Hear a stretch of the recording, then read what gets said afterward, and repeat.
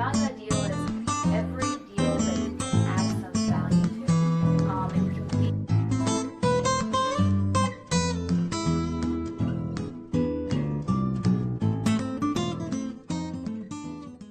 This is my friend Ellie. Ellie, say hello. Hey guys. Ellie is she's a jack of all trades actually when it comes to real estate. She is a podcaster, a blogger, a real estate investor, and a syndicator. And really just a wealth of information that I think can be critical to your success as a first-time real estate investor. So I asked her to come in and give us some tips. So Ellie, thank you very much for coming in. Of course. I'm really happy to be here today. Why don't you give us a little bit of your background and introduce yourself, tell everybody who you are, what you're doing, where you're doing it, and all that good stuff. Sure. So as you mentioned, I'm a real estate investor and a syndicator. I own properties in Texas and Florida. We're also looking into Atlanta right now. Hopefully that's not too late.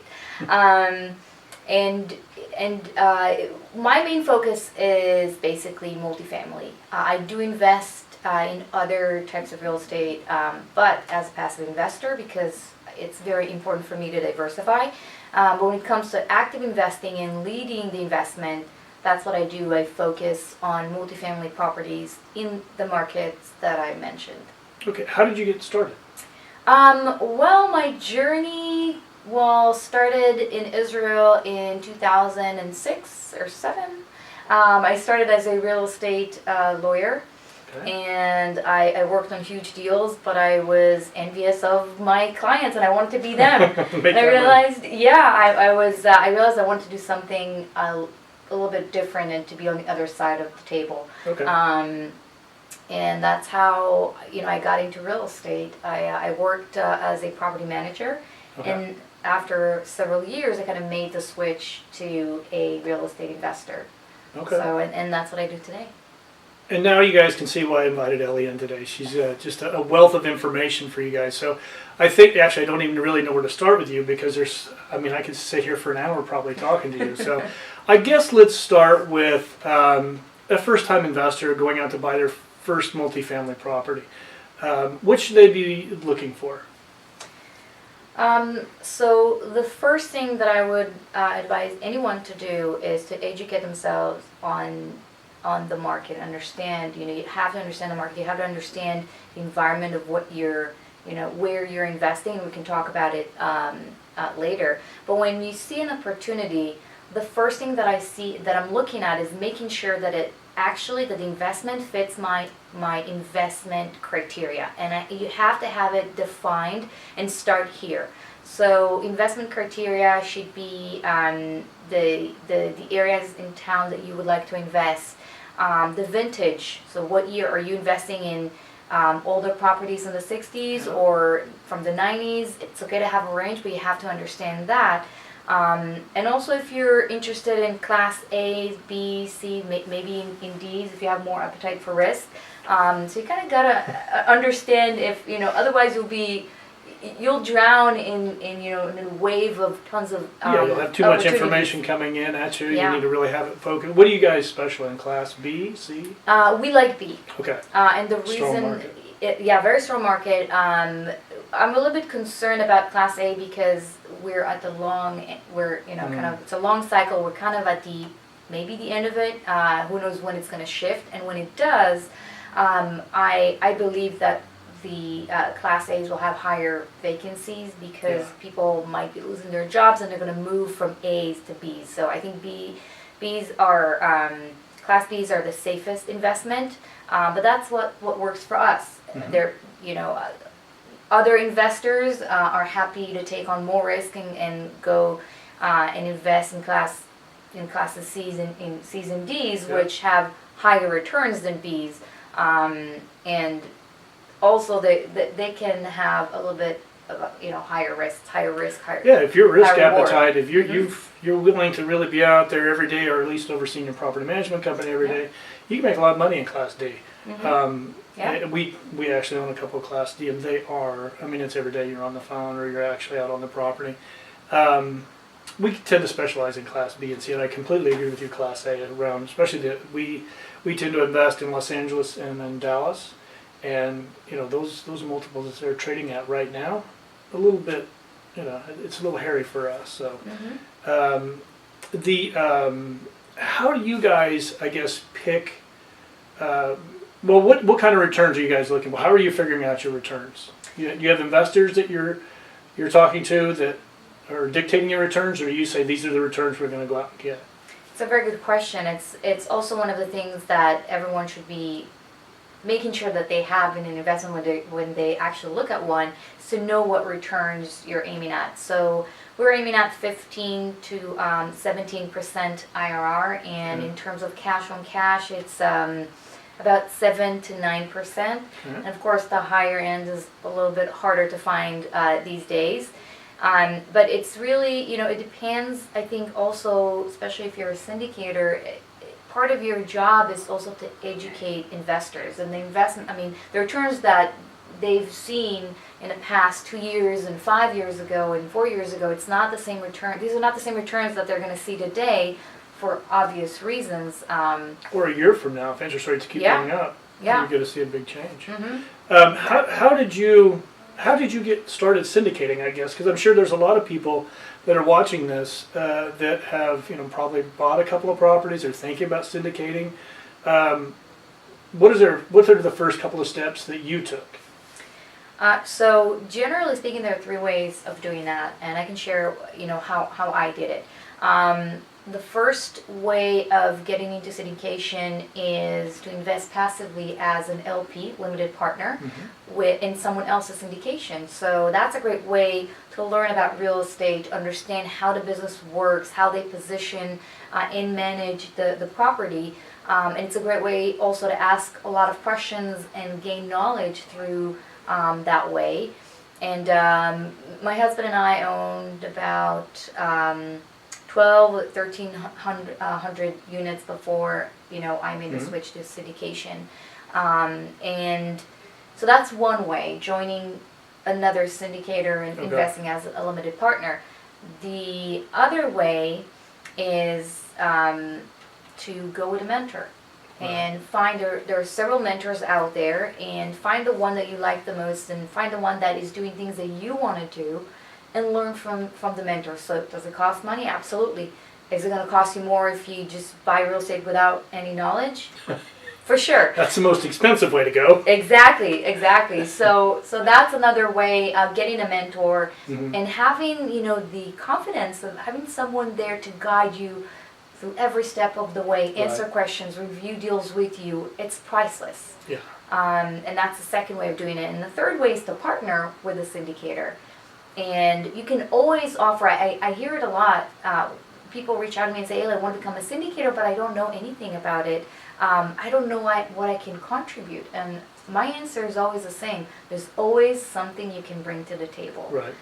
So you can either, if you're a hustler, you can hustle and get a deal to the syndicator and be rewarded for that. And or if you can partner up with a syndicator and provide multiple services, including helping to bring capital. Now, especially as a former lawyer, I have to say that you really have to make sure. Are you ever really a former lawyer? You're always in that mindset, right?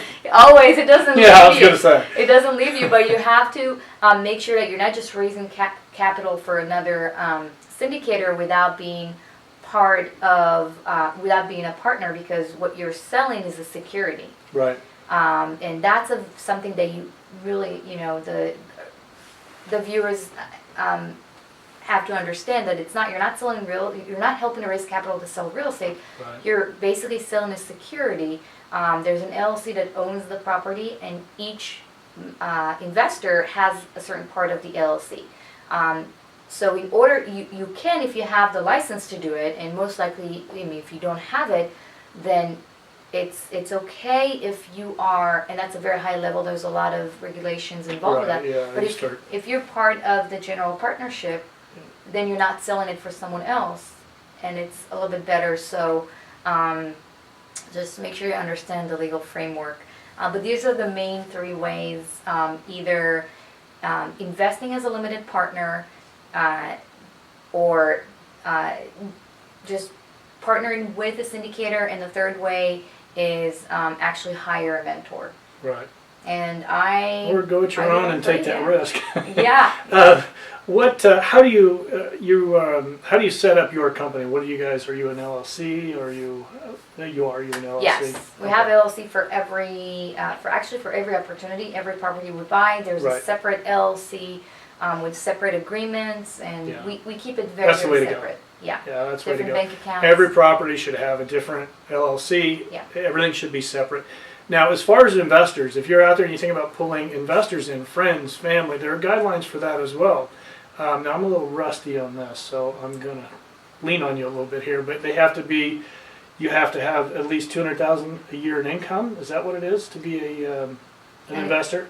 So what you're referring to is accredited investor, right. And you can include investors that are unaccredited, but they have to be sophisticated. Okay. So sophisticated investors are investors with some sort of understanding in real estate, some level of sophistication. And accredited investors are those that either have a yearly income of $200,000 a year as a single, or $300,000 as married couple, or if they have a net worth of $1 million excluding their main home residence. So the importance of understanding the definition of accredited investor is that you can't really market the deal to unaccredited investors. Right. So you can't just go out there if you have a deal, go on Facebook start telling everybody about it. Yeah. Exactly, because I'm raising money. I have a big deal. Yeah. You can end up in jail. So yeah. Just be careful, understand that. Is this SEC? Yes. Okay. SEC regulation. That's right. It would be.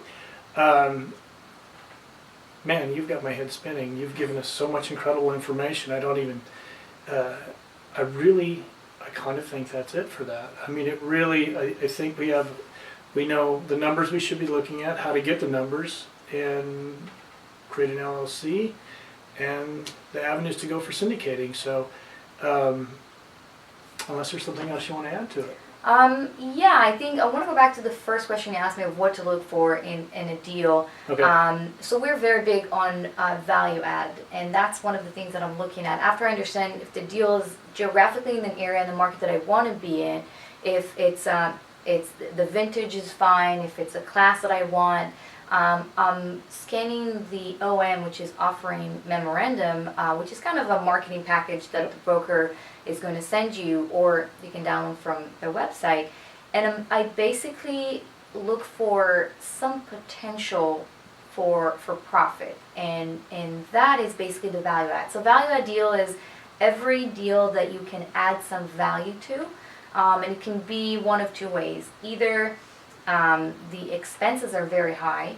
Usually we see 43, let's say 45 to 55% of the income. So the expenses to the income ratio is around that range.